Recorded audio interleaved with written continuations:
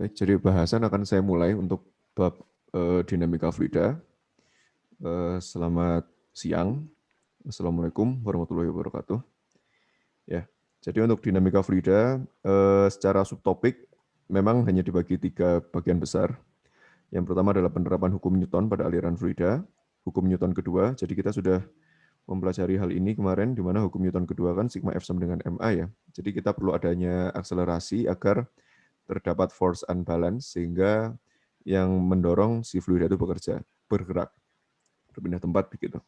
Nah, ternyata setelah kita turun-turunkan, itu akan membentuk satu persamaan energi jika kita integralkan. Jadi kesetimbangan gaya itu jika kita integralkan menjadi persamaan energi yang dinamakan persamaan Bernoulli. Tetapi persamaan Bernoulli ini ada asumsi-asumsinya, yaitu inviscid, kemudian incompressible, dan alirannya steady.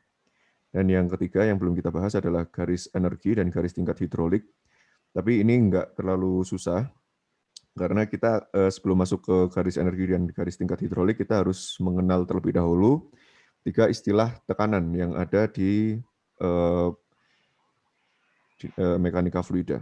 Jadi 3 istilah tekanan itu berasal dari persamaan Bernoulli ini. Jadi persamaan Bernoulli ini kan menggambarkan pergerakan sebuah fluida, pergerakan dari fluida itu dipengaruhi oleh aspek dari tekanan dari saya mundur dulu ke kemarin.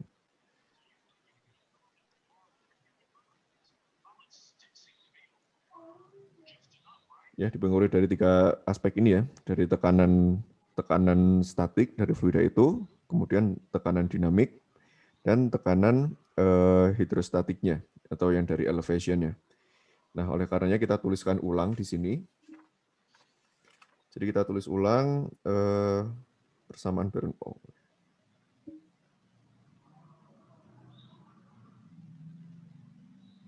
Persamaan Bernoulli itu adalah tekanan ditambah setengah rho V kuadrat ditambahkan dengan gamma Z sama dengan konstan long streamline atau sepanjang streamline. Sedangkan yang satu lagi untuk untuk yang normal streamline P ditambah rho integral V kuadrat per R. Ini kenapa masih dalam bentuk integral? Karena kita perlu mengetahui pola kecepatan pada fungsi N. Jadi N itu kan sumbu normalnya ya. Kalau yang S itu adalah sumbu streamline. Ini sama dengan konstan across streamline. Nah, dari 2 persamaan ini, kita mengenal istilahnya adalah, di sini yang paling awal ini adalah tekanan statik. Karena sudah jelas dia kalau dalam sebuah tangki itu tekanannya 3 bar gitu. Jadi tekanan statiknya ya 3 bar. Kemudian kalau tangki itu punya ketinggian dari relatif yang ingin kita referkan. Jadi misal tandon air gitu ya, posisi ketinggiannya 5 meter di atas kita, maka di sini adalah aspek dari tekanan apa istilahnya? Dari elevasinya begitu. Jadi ini adalah dari sisi elevasi.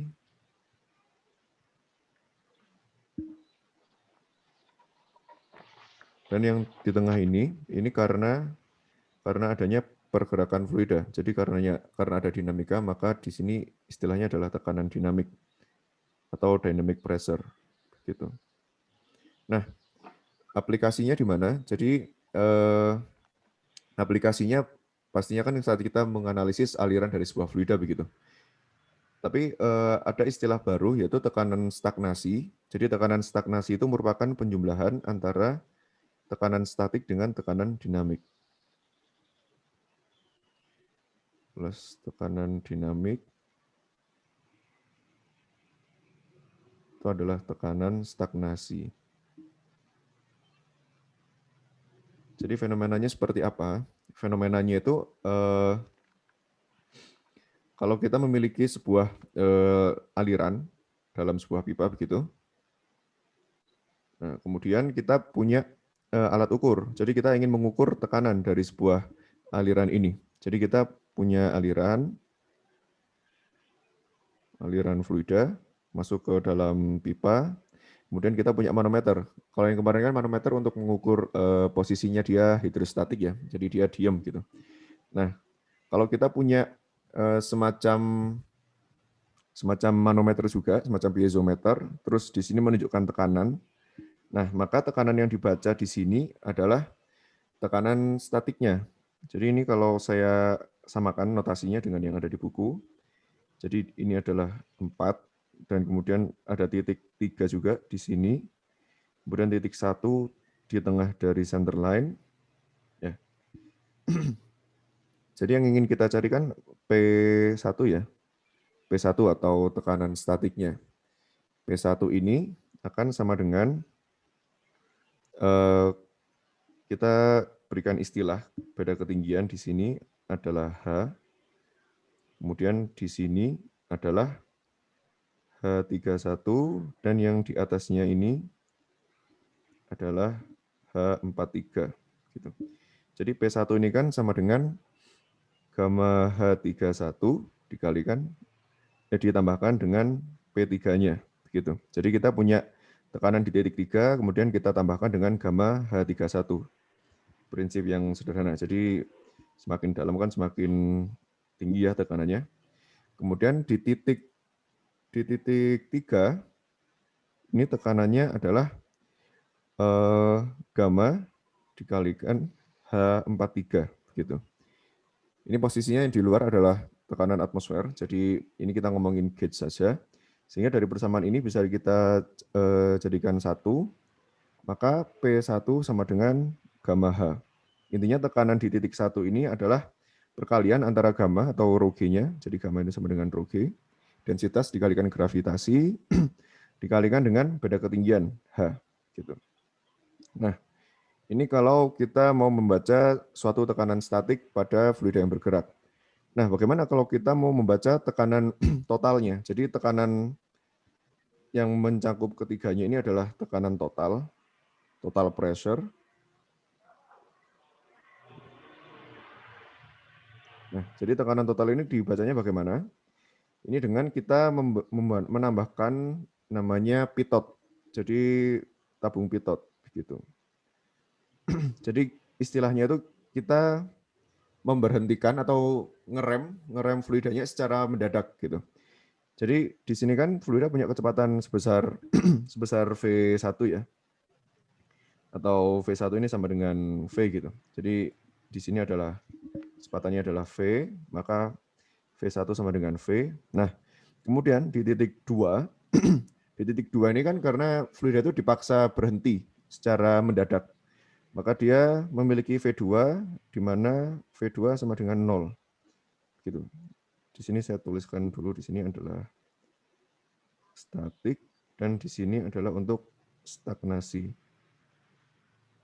Nah, karena fluida itu direm secara mendadak, jadi kan fluida itu akan berhenti, jadi V2-nya sama dengan 0. Nah, karena dia posisinya sudah jelas ya, nggak hanya ngetap di pinggirannya pipa, tapi dia ngerem fluida yang ada di tengahnya, maka ketinggian dari kolom air ini akan lebih tinggi.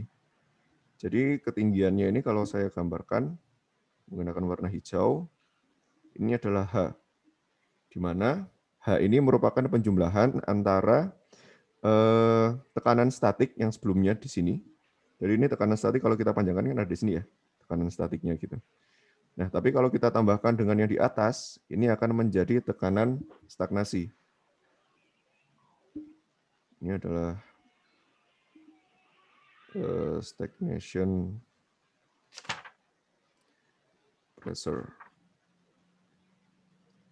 Dimana kalau kita jabarkan dari persamaan Bernoulli, coba kita tuliskan ya. Jadi P1 ditambah setengah rho V1 kuadrat ditambah GZ1 sama dengan P2 tambah setengah rho V2 kuadrat ditambah GZ2. Ya, ini karena konstan. Kemudian kita ingin mencari nilai dari nilai dari P2-nya begitu. Nah, ini bisa kita coret karena posisinya kan sama ya, di ketinggian yang sama. Kemudian V2 ini sama dengan 0 karena dia stagnasi. Maka kita bisa menuliskan bahwa tekanan di titik 2 saat fluida itu direm, P2 ini sama dengan P1 ditambah setengah rho V1 kuadrat. Ini adalah tekanan di titik stagnasi. Jadi ini adalah stagnation point. Ini manfaatnya apa? Jadi manfaatnya kita bisa banyak penurunan. Salah satunya adalah mengukur kecepatan fluida dinamik dari pengetahuan beda tekanan. Beda tekanan. Gitu. Nah, jadi contohnya ada di buku, tapi akan saya tunjukkan aja lah ya, biar agak cepat.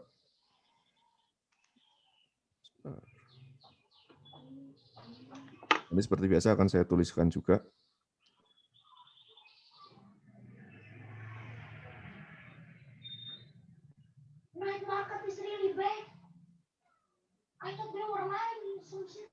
Ya, jadi titik stagnasi ini selalu pasti ada.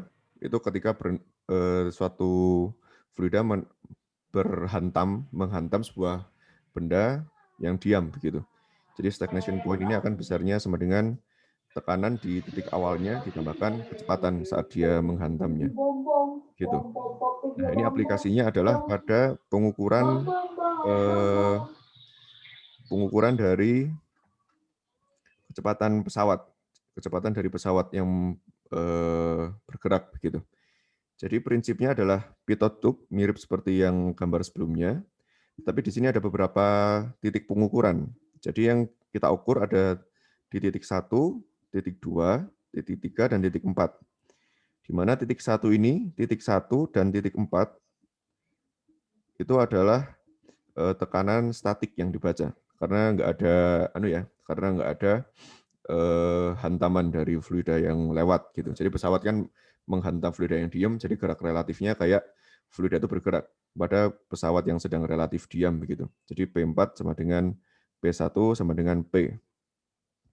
Kemudian yang ingin kita dapatkan kan kecepatan ini ya, kecepatan dari fluida, di mana kita tadi sudah mengenal bahwa kecepatan ini itu sama dengan, ini kalau saya gambarkan kayak gini ya. Sebentar. Jadi P3 itu sama dengan P plus setengah rho V kuadrat. Jadi kita tuliskan di sini, P3 itu sama dengan P ditambah setengah rho V kuadrat. Gitu. Kita ingin mencari nilai V-nya. Jadi kita perlu mendapatkan informasi terkait besaran P3 dan P. Besaran P kita dapatkan dari mengukur tekanan statik yang dibaca oleh pitot tube itu, yang dibaca oleh lubang-lubang kecil. Kemudian untuk tekanan P3-nya bisa kita dapatkan caranya bagaimana dengan nanti akan ada semacam pressure transducer di sini. Jadi membaca tekanan yang prinsipnya mirip dengan manometer yang sebelumnya gitu. Jadi P3 kita tahu, tekanan sekitar kita tahu, maka kan P3, P4 tahu, kita bisa mendapatkan nilai dari kecepatan. Gitu. Jadi ini perlu di-highlight, nanti akan saya berikan tanda untuk di buku.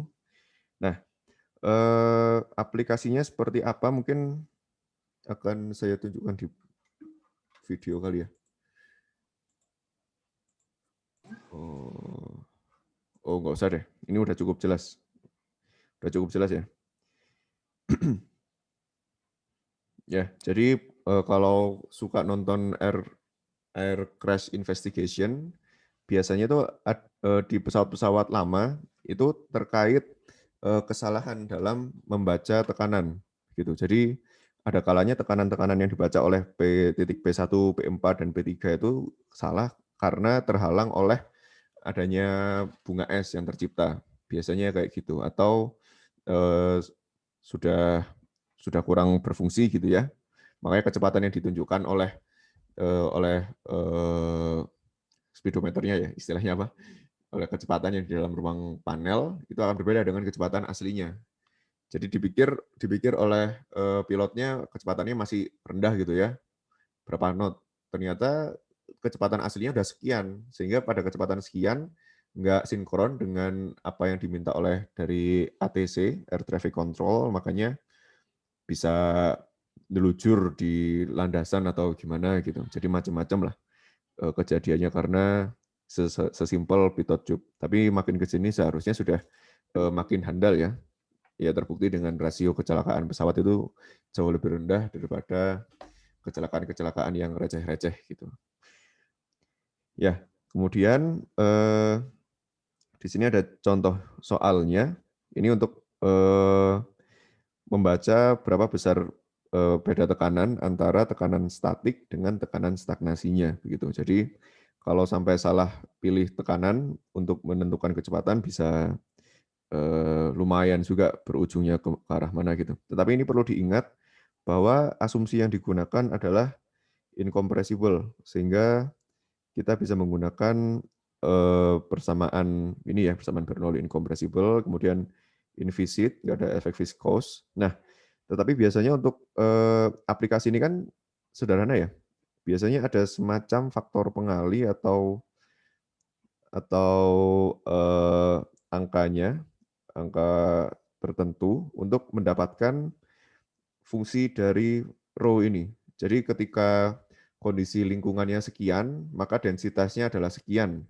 Untuk densitas sekian pada kecepatan sekian, maka hasilnya adalah sekian gitu. Jadi persamaan ini bisa diaplikasikan juga aplikasinya pada fluida compressible ketika kecepatan dari pesawat itu sangat tinggi, bahkan di atas Mach lebih dari 0,3 begitu. Kemudian beberapa pertimbangan untuk mencatat nilai tekanan statik itu adalah bentuk yang ada di tepi pipanya begitu. Jadi ketika ada penghalang seperti ini akan ada sedikit efek dari perputaran fluida di sini. Kemudian kalau ada yang ngangkat kayak gini, ini juga akan berpengaruh juga, maka harus dipastikan bisa seperti ini. Nah, bentuk yang seperti ini tuh agak susah ya kalau secara praktikal. Jadi pastinya nanti akan ada faktor pengalinya atau bilangan koreksinya, correction factor untuk tiap alat ukur gitu. Jadi kalau Anda bayangkan pipa, terus kita mau ngukur flow-nya, mau ngukur tekanannya, itu kan pipanya kita bolongin. Jadi pipa, terus pipanya kita bolongin, berarti kan bolong di sini. Terus kita pasangkan pressure gauge gitu.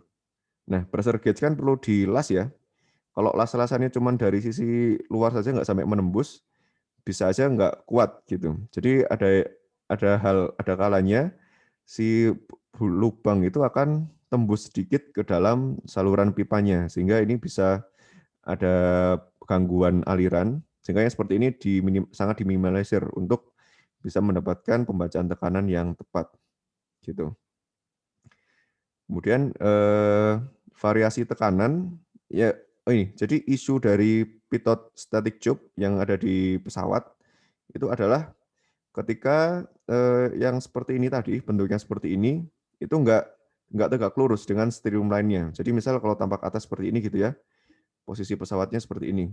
Kemudian anginnya itu bertiupnya ke arah sini. Nah ini kan nggak bisa streamline ya, jadi yang dibaca di sini bisa nggak akurat. Oleh karenanya terdapat probe Fachheimer, saya kurang tahu gimana pronunciation-nya, tapi intinya begini, ini terdapat 3 lubang. Jadi 3 lubang ini tujuannya lubang yang di atas dan di bawah ini sama-sama mengambil udara dari sekitar dari dinamik yang dihantamnya dia. Kemudian di sini dipastikan akan sama tekanannya di P1 dan di P3. Tekanannya akan sama, sehingga dengan tekanan sama dia bisa berputar. Jadi si probe ini akan mencari posisinya sendiri. Kemudian nanti si lubang yang kedua akan mengarah ke kecepatan arah streamline-nya begitu. Jadi ini yang dibaca akan sesuai dengan streamline-nya. Ini yang kelebihan dari Weiheimer probe gitu. Kemudian distribusi tekanan untuk di sepanjang pitot tube ini akan bervariasi seperti ini. Jadi stagnation pressure at tip akan tinggi ya karena kecepatannya akan dihantam di situ. Kemudian makin ke belakang akan minus juga, maka terdapat variasi tekanan di sepanjang pitot tube itu. Gitu. Kemudian aplikasi Bernoulli. Jadi aplikasi Bernoulli mungkin akan saya tunjukkan contohnya dalam sebuah video. Ini salah satu contoh saja lah.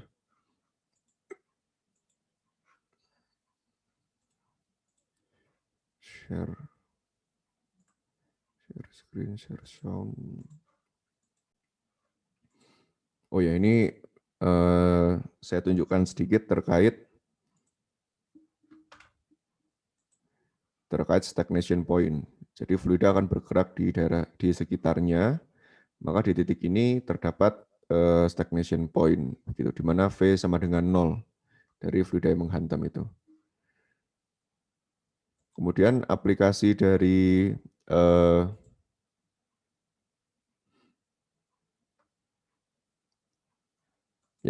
aplikasi dari Bernoulli ada bermacam-macam. Kalau ini salah satunya adalah untuk mengukur laju aliran. Oh sebentar, sorry. Sebelum saya ke sini, saya akan bahas ada berapa garis besar aplikasinya.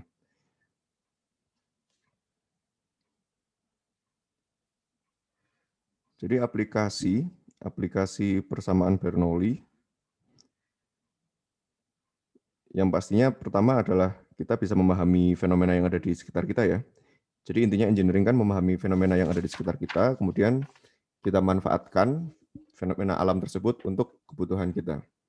Jadi yang pertama ini ada istilahnya adalah free jets.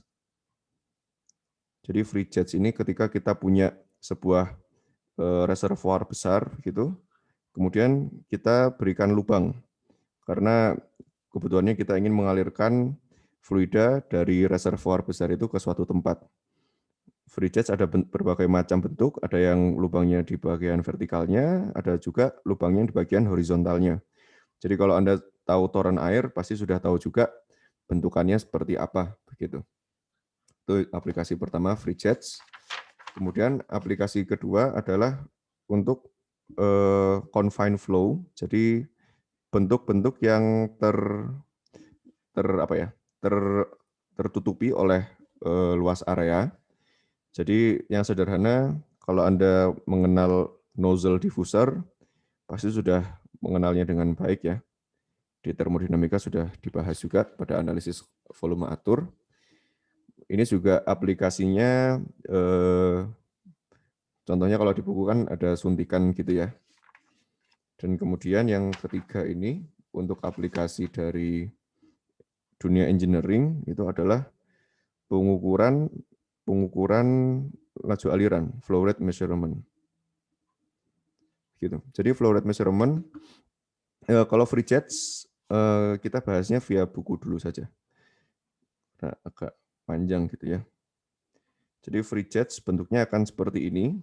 Ini adalah fluida dalam reservoir yang kita berikan lubang gitu. Kemudian kalau lubangnya di bawah, maka kemungkinan besar bentuk alirannya akan linear seperti ini, uniform seperti ini. Jadi bentuk alirannya akan uniform karena tiap titik dari fluida ini akan punya streamline-nya masing-masing begitu. Nah, jadi biasanya isu yang kita ingin cari adalah mencari berapa kecepatan di sisi bawahnya begitu. Jadi tinggal menggunakan persamaan Bernoulli di mana ini persamaan yang ini menggunakan asumsi yang pertama adalah tekanan di 1 itu sama dengan tekanan di 2 begitu. Jadi karena tekanan di 1 kan biasanya tekanan atmosfer begitu. Kemudian P2-nya juga akan keluar di atmosfer. Maka unsur dari tekanan statik bisa kita hilangkan. Kemudian di titik 1 kecepatan sama dengan 0, kemudian kita mencari V2. Kemudian di V2 ini referensinya adalah Z sama dengan 0, di sini adalah Z sama dengan H begitu. Jadi kita bisa menghitung kecepatan yang ada di sisi bawah sama dengan setengah rho V kuadrat itu sama dengan gamma H. Gamma H dari ketinggian reservoir dan gammanya dari faktor spesifik weight-nya dia gitu. Jadi tinggal kita pisahkan menjadi free jet velocity. Free jet. Jadi kondisi free jet itu adalah P2-nya sama dengan 0. Maksudnya 0 ini lebih ke arah gauge ya. Jadi bukan 0 vakum, tapi 0 tekanannya sama dengan tekanan atmosfer. Gitu. Jadi V sama dengan akar 2 gamma H per rho atau sama dengan akar 2 GH. Begitu. Nah, kemudian ini lagi kalau ada ketinggian tambahan, ditambahkan H saja. Sorry, jadi titik 2-nya itu ada di sini ya tadi ya, titik 2-nya. Kemudian di sini ada tambahan lagi kalau kita mau meninjau posisi yang lebih di bawahnya begitu. Jadi tinggal ditambahkan 2G dalam kurung H plus H. H kecil ditambah H kapital. Gitu. Kemudian untuk pola aliran sebuah tangki yang posisi lubangnya ada di sisi vertikalnya. Jadi lubangnya horizontal, maka secara natural dia akan begini distribusi kecepatannya. Jadi kecepatan yang ada di tengah ini akan lebih tinggi daripada yang di paling atas dan lebih rendah daripada yang paling bawah begitu. Ini kan karena faktornya beda tekanan. Jadi karena faktornya beda tekanan akan menyebabkan beda dari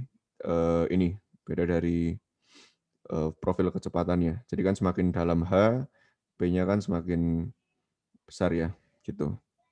Nah, tetapi ada kasus khusus ketika alirannya itu diganggu. Jadi ini ketika aliran diganggu, maka pola alirannya akan seperti ini.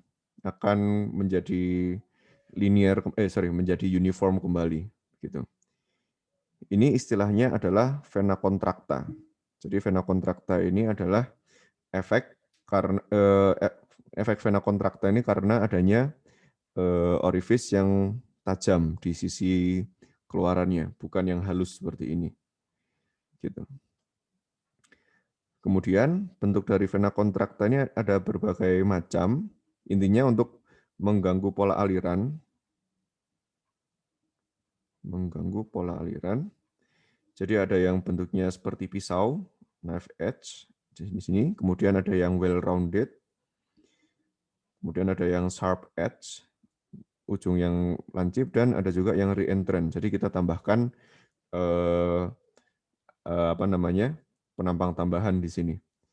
Nah, jadi kalau kita sebenarnya melihat secara sederhana kayak gini, ini kan punya pastinya punya nilai gesekan masing-masing gitu yang berbeda. Jadi kalau ada bentuk tambahan atau struktur tambahan masuk ke dalam pipa ini, masuk ke dalam tangki besarnya, pasti akan ada rugi-rugi tekanan lebih besar daripada yang bentuknya halus seperti ini. Nah, rugi-rugi tekanan ini akan kita bahas nantinya di bab ke-7 atau ke-8 kalau tidak salah mengenai internal viscous flow begitu. Jadi kita sudah bahasnya adalah aliran viskos. Jadi dengan adanya viskos maka akan ada rugi-rugi atau adanya beda tekanan nantinya. Kemudian untuk confined flows, ini adalah aliran yang ada di dalam sebuah penampang. Ini aplikasinya tadi seperti yang saya tuliskan adalah nozzle diffuser gitu. Jadi ini A1, ini besarnya adalah sama dengan 2 kali A2-nya. Nah, jadi selain persamaan Bernoulli, kita juga bisa menambahkan persamaan volume flow rate. Jadi volume flow rate ini bisa didapatkan dengan persamaan kontinuitas di mana M.1 sama dengan M.2. Ini sudah dibahas juga di termodinamika, di mana M. sama dengan Rho 1, A1, V1, dan Rho 2, A2, dan V2. Begitu. Kemudian untuk densitas yang sama, Rho-nya bisa kita coret, maka tersisa A1V1 dan A2V2, maka didapatkan debit di titik 1 sama dengan debit di titik 2. Begitu. Jadi kalau ini bisa juga untuk membaca kecepatan ya pastinya. Tapi juga ketika diketahui ada dua variabel yang tidak diketahui, maka kita bisa menambahkan si flow rate di situ. Nah, ini prinsip untuk penggunaan suntikan begitu ya. Jadi sederhana saja. Kemudian yang terakhir ini yang menarik untuk aplikasi dunia engineering. Sorry. Oke, ini hal yang menarik juga terkait confined flows. Akan saya jelaskan juga di sini. Jadi pada confined flow, intinya kan dengan kecepatan yang besar, maka sorry.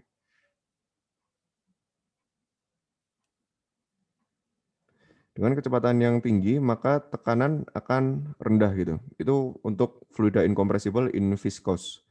Nah, aplikasinya akan seperti apa? Jadi ketika bentuknya seperti nozzle ini, maka kecepatan akan sangat tinggi di bagian penampang dua ini. Dengan tingginya kecepatan di penampang, maka tekanan akan drop. Jadi ini akan tergantung bukaannya. Jadi kalau bukaannya tidak terlalu tidak terlalu besar, tidak terlalu sempit, maka akan beda tekanannya akan seperti ini. Tapi jika sangat kecil, maka akan berpotensi menurunkan tekanan fluida sampai ke tekanan vapornya. Jadi ke tekanan pendidihannya, tekanan jenuhnya. Dengan demikian, jika sampai turun ke tekanan jenuh, maka akan terbentuk bubbles. Dengan terbentuknya bubbles, ini maka akan terjadi kavitasi. Begitu. Jadi ini karena kecepatannya naik dan tekanannya turun, maka terbentuk kavitasi. Ini contohnya pada propeller di bawah kapal gitu ya. Jadi propeller di kapal itu karena kecepatannya kan sangat tinggi ya, kecepatan putarnya. Saking tingginya kecepatan, maka tekanan yang ada di sekitar propellernya akan rendah. Nah, jadi terbentuk dari gelembung-gelembungnya ini bukan karena kalau kita masukin gayung ke dalam ember, terus kita balik kan ada gelembung ya. Kalau itu kan karena udara yang kita tutupin. Tapi kalau murni ada di dalam air, itu karena adanya kavitasi. Jadi tekanan di sekitar area yang kecepatannya sangat tinggi, tekanannya akan sangat rendah dan bisa menghasilkan kavitasi. Gitu. Jadi contohnya ada di sini. Ini pengujian di Universitas Newcastle. Jadi mereka memvariasikan kecepatan dari tiap propeller gitu. Ini masih kecepatan rendah. Kemudian ini kecepatannya ditingkatkan sampai 3 meter per second. Maka akan terbentuk kavitasi seperti itu. Ya ini karena slow motion ya. Terus kecepatan kameranya mengambil gambar lebih cepat daripada kecepatan radiasi dari lampu. Lampu kan sebenarnya kelap-kelip ya, tapi karena saking cepatnya kita ngelihatnya kayak nyala terus. Tapi kalau kecepatannya sangat tinggi, akan terlihat kelap-kelip gitu. Nah ini bisa dilihat kavitasi yang terbentuk di sekitar propeller akan seperti itu. Itu karena tekanan di sekitar propeller turun lebih kecil daripada tekanan saturasinya gitu.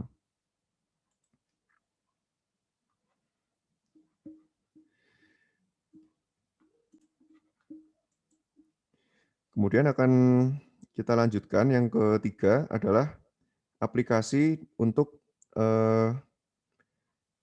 membaca flow rate measurement. Oke, jadi akan saya tuliskan beberapa poin. Jadi free jets ini menggunakan persamaan Bernoulli biasa,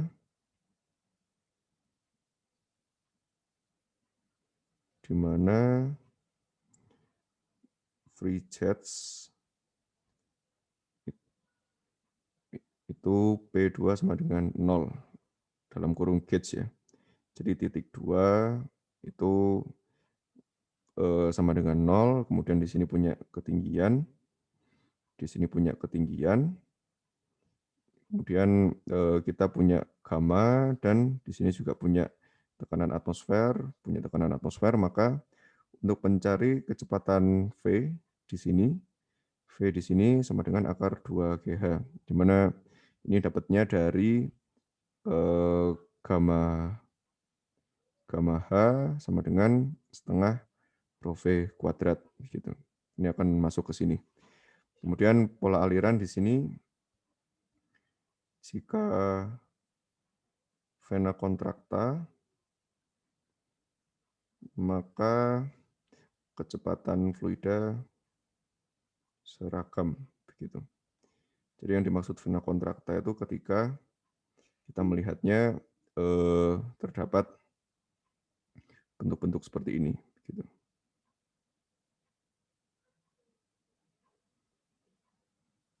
Tapi naturalnya akan ada distribusi kecepatan karena tekanan yang di bawah relatif lebih besar daripada yang di atas, begitu. Natural di sini adalah vena contracta. Kemudian untuk yang kedua, untuk yang confined flows, ini akan saya tuliskan, nanti akan saya rapikan. Jadi perlu perhatian adalah kavitasi, karena saat kecepatan naik, maka tekanan akan turun. Jika tekanan kurang dari tekanan vapor, akan terjadi pembentukan gelembung atau pendidihan. Ya, pendidihan ini kalau kalian punya semacam penyemprot tanaman gitu, penyemprot tanaman yang bukan dari selang langsung keluar ya, tapi punya yang semprotan gitu.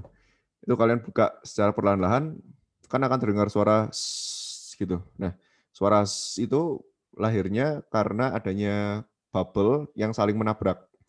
Jadi kalau dari beberapa studi literatur, tekanan yang terjadi pada kavitasi itu kira-kira sampai 690 megapascal.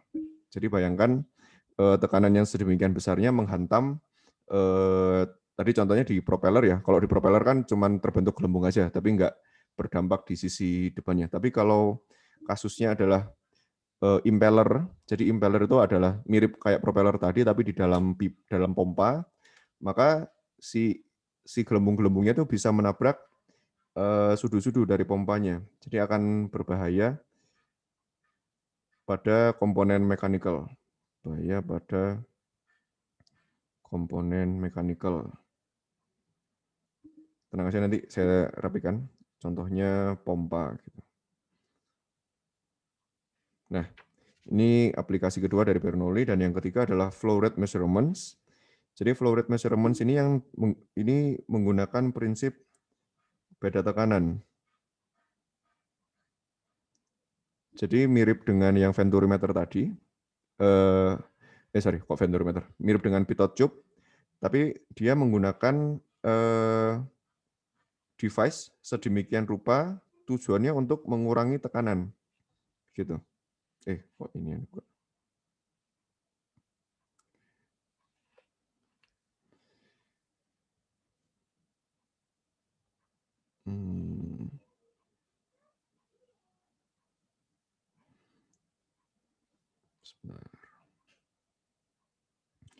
Jadi di sini mungkin belum kebayang ya. Jadi kalau kita punya pipa geothermal gitu, itu biasanya kita punya antara orifice, nozzle, atau venturi. Tapi pada umumnya kan orifice ya, karena nggak mungkin kita mengecilkan ukuran pipa geothermal hanya demi untuk mengukur flow rate-nya.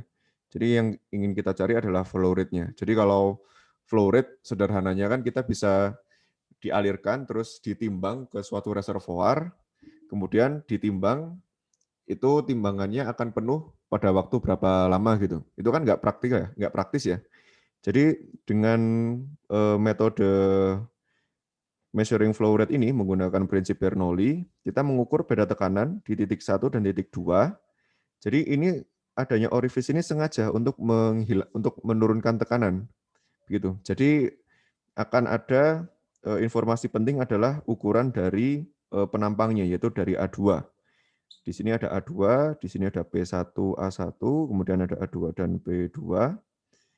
Kemudian ketika kita turunkan dalam persamaan Bernoulli, ini dengan asumsi ketinggiannya sama ya, Z1 sama dengan Z2, jadi tersisa P1 tambah setengah rho V1 kuadrat, dan P2 tambah setengah rho V2 kuadrat. Dengan kita tahu definisi dari flow rate adalah ini, maka kita bisa mensubstitusikan angka-angkanya sebagai berikut, nanti sedemikian rupa akan membentuk persamaan berikut. Jadi flow rate sama dengan A2 akar 2 P1 min P2. Jadi di sini akan saya tunjukkan video terkait cara kerja flow meter.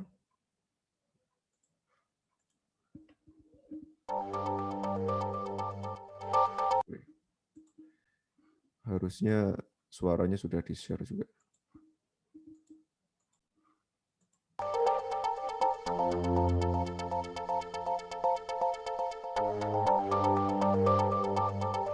Diverse substances are transported and distributed in piping systems every single day. They can include solvents and chemicals, oil and gas, or steam for energy transmission. The fluids flowing through pipes often have completely different properties. Therefore, different principles for their measurement are required. One method is flow measurement, based on the differential pressure principle. Some 300 years ago, Swiss mathematician and physicist Daniel Bernoulli discovered the direct relationship between the pressure and speed of a fluid flowing in a pipe. Italian physicist Giovanni Battista Venturi also performed experiments on flow, and in 1797 he built the first flow meter for closed pipes, known as the Venturi tube. Here is how this measurement method works. Differential pressure flow meters have an artificial restriction integrated into the measuring tube, illustrated here by the example of an orifice plate. Two holes are located in the pipe wall, one before and one after the orifice plate. Two separate tubes connect these holes to a differential pressure sensor with its two pressure chambers separated by a diaphragm. The tiniest pressure differences in the flowing fluid can be precisely measured. If the fluid is not flowing, the pressure before and after the orifice plate is essentially identical. As soon as the fluid starts to flow, its velocity around the orifice plate increases significantly because of the restriction in the cross-section. At the same time, due to the laws of fluid mechanics, the static pressure at this point decreases. Consequently, different values are detected in the pressure chambers of the sensor, a higher pressure before and a lower pressure after the orifice plate. This pressure difference is a direct measure for the flow velocity, and thus the mass and volume flow in the pipe. The higher the flow velocity and the resulting drop in pressure around the orifice plate, the greater the differential pressure measured. In numerous industrial applications, the orifice plate covers many needs of flow measurement technology. However, other designs are available for certain measuring tasks to minimize undesired effects, such as excessive pressure loss or abrasion of components due to... Ya, jadi ini yang penting dari orifice ini adalah desain makin ke sini adalah untuk mengurangi excessive pressure loss. Jadi trade off-nya untuk mengukur flow rate kita sengaja menciptakan pressure loss begitu. Jadi kalau di pembangkit geothermal gitu ya, tekanan biasanya kira-kira di 8 bar. Nah, keluar dari sumur itu kita langsung ada orifice, kira-kira dia pressure drop-nya sampai 0,5. Jadi rentangnya 0,5 sampai 1 bar gitu, tergantung orifice-nya untuk ukuran pipa yang sebesar apa. Jadi dengan adanya penurunan tekanan itu kan akan akan merugikan si pemilik uapnya gitu. Kasarannya kalau pressure drop sepanjang pipa itu cuma 2 bar, tapi dengan kita membaca orifice itu menjadi 2,5 bar. Jadinya saat kita mendesain turbin itu harus sudah dipertimbangkan. Kita mau meletakkan berapa orifice di sepanjang jalur pipa kita, begitu. Jadi nggak sesederhana kita punya meteran di sepanjang pipa geothermal dari sisi upstream sampai ke downstream-nya. Itu trade-off-nya untuk pengukuran flow rate, gitu. Ya. Kemudian untuk bahasan hampir terakhirnya, oke, udah jam segini aja ternyata, nggak kerasa. Untuk bahasan beberapa alat ukur flow, ini ada berbagai macam, tetapi ini lebih ke arah untuk open channel. Jadi mengukur flow rate dari sebuah dam gitu ya, untuk pembangkit listrik tenaga air. Detailnya akan didiskusikan pada chapter 10, tapi pada intinya ada dua, yaitu sluice gate dan sharp crested weir. Prinsipnya mirip, jadi tinggal seperti ini saja, mengukur beda kecepatan dari sisi satu dengan yang lainnya dengan memvariasikan ketinggian dari gate-nya begitu. Ini untuk yang sluice gate. Kemudian untuk yang weir plate ini posisinya kebalikannya. Ini kita mainkan di ketinggian weir plate-nya gitu. Kemudian untuk energy line dan hydraulic grid line ini maknanya seperti ini. Jadi karena kita menggunakan asumsi adalah incompressible dan inviscid, kemudian steady, maka energi akan terkonservasi dari sisi upstream, ini saya bilangnya adalah upstream, ke downstream-nya. Ininya begitu.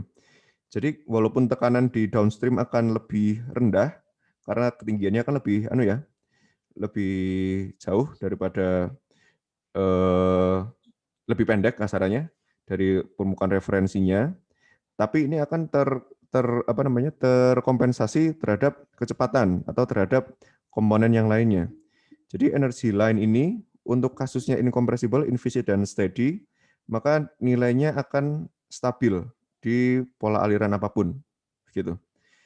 Bedanya ketika kita melihat hydraulic grade line, jadi kalau hydraulic grade line ini tinggal kita kurangkan dengan aspek dari dynamic pressure-nya. Jadi kalau kita punya alat ukur pitot tube seperti ini, kemudian kita alat ukur tekanan statik, kita taruh di dua sisi, maka tekanan statiknya akan berkurang, tapi tekanan stagnasinya itu akan sama, itu pada energi line. Jadi ketinggiannya ini akan sama, jadi ketinggiannya kalau saya hapus akan sama begitu, tapi ketinggian dari statiknya akan berbeda. Ini istilahnya adalah hydraulic grade line. Secara matematis itu merupakan tekanan total dikurangi dengan tekanan dinamik. P total dikurangi P dynamic. Itu adalah hydraulic grade line-nya. Jadi aplikasinya ada berbagai macam. Ini untuk melihat variasi dari berbagai pola aliran, bentuk aliran. Jadi misal ini sebuah tangki, kemudian ada penampang pembolong, kemudian mengecil gitu. Hydraulic grade line-nya bisa digambarkan seperti ini. Biasanya aplikasinya akan banyak pada pembangkit listrik tenaga air yang mengirimkan airnya itu ke suatu dam yang sangat tinggi posisinya. Jadi itu kalau main ke desa-desa, kalau saya kan di Jawa Timur ya, di gunung-gunung itu ada pembangkit listrik tenaga air yang sekarang punyanya PLN, tapi zaman dulu itu punyanya Belanda. Itu ada pipa panjang-panjang dari lereng gunung ke puncak gunungnya. Nah, di situ baru akan kelihatan si energi lainnya seperti apa dan hydraulic grade lainnya itu terkait untuk nanti kita merancang turbin air yang akan kita gunakan begitu. Itu terkait hydraulic dan energi line. Kemudian beberapa restriction untuk penggunaan Bernoulli equation. Itu yang pertama adalah compressibility effect-nya. Ini akan saya bahas sekilas, nanti akan saya review kembali pada hari Senin. Jadi ketika kita mengingat kalau persamaan kesetimbangan gaya itu nantinya berbentuk dP per rho, terus kita integralkan untuk mendapatkan persamaan energi. Nah, Di sini karena kita persamaannya untuk yang kompresibel, maka kita harus tahu nilai dari rho-nya. Jadi dengan tahu nilai dari rho-nya, maka kita bisa menurunkan persamaannya dan ini gitu. Sebentar, ini bukunya ternyata agak beda antara edisi 8 sama edisi 6. Yang saya pelajari edisi 6. Oke, jadi edisi 8 akan saya review kembali hari Senin, dan faktor juga unsteady effect. Kalau unsteady effect ini adanya perbedaan nilai akselerasinya. Jadi nilai akselerasi untuk yang steady hanya demikian saja, V do V do S, tapi untuk yang unsteady, maka kita harus menambahkan do V do T-nya, perubahan kecepatan terhadap fungsi waktunya, tidak hanya dari akselerasi saja. Kemudian efek lain adalah rotational effects dan other restriction. Jadi kalau rotational effects ini lebih ke arah penampang-penampang apa saja yang sebenarnya bisa diasumsikan menggunakan persamaan Bernoulli ini. Kita kan kemarin lebih ke arah garis normal ya, di mana tekanannya akan konstan asal kita tahu fungsi dari kecepatan terhadap arah normalnya. Dan untuk other restriction ini lebih ke arah ditekankan bahwa persamaan Bernoulli ini tidak bisa digunakan ketika adanya mechanical devices begitu. Jadi kalau adanya mechanical devices, maka akan ada energy source atau energy sink begitu. Jadi ada sumber energi atau bagian yang memakan energi sekali, maka itu akan membuat analisis dari Bernoulli tidak bisa dilakukan sebegitunya saja. Jadi lebih tepatnya kita harus menggunakan analisis termodinamika, menggunakan hukum pertama dan hukum kedua termodinamika. Begitu. Tapi untuk pembahasannya akan dibahas pada bab-bab selanjutnya. Oke. Mungkin demikian dulu pembahasan untuk sisa cakupan kita. Senin depan insya Allah akan saya review kembali dalam catatan dan kita bahas satu dua contoh soal sebelum kita masuk ke bab 5 terkait kinematika fluida. Jadi kinematika ini kan lebih ke arah bagaimana kita bisa memprediksi pergerakan, intinya ke vektor kecepatan dan vektor percepatan begitu. Itu si kinematika. Kemudian kita juga akan melihat dua analisis Eulerian dan Lagrangian. Yang selama ini kita lakukan adalah analisis Eulerian, bagaimana dengan analisis Lagrangian, dan nanti akan ada persamaan dewanya di mekanika fluida, yaitu Reynolds Transport Theorem. Begitu. Ini akan banyak aplikasinya pada berbagai jenis kondisi aliran. Mungkin itu dulu bahasannya. Kira-kira ada pertanyaan untuk topik hari ini?